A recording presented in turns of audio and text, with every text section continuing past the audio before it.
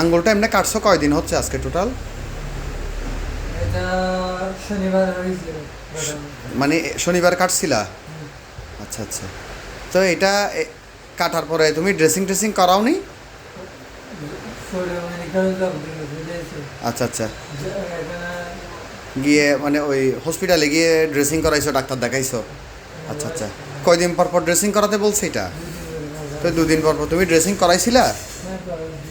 হ্যাঁ, দুদিন পর পর ড্রেসিং করাইছিলা?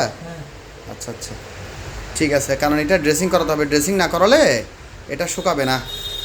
এটা তোমার দীর্ঘদিন সময় লাগবে, কিন্তু শুকাই যাবে, ভালো হয়ে যাবে। আমার কথা বুঝছো?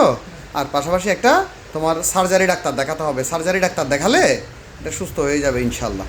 ঠিক আছে? আর ডাক্তার সাহেব যেভাবে ওষুধপত্র লিখে দিছিল ওষুধগুলা খাবে, আর ড্রেসিং করাবে 2 দিন পর পর, না 1 দিন পর পর ড্রেসিং করাবে।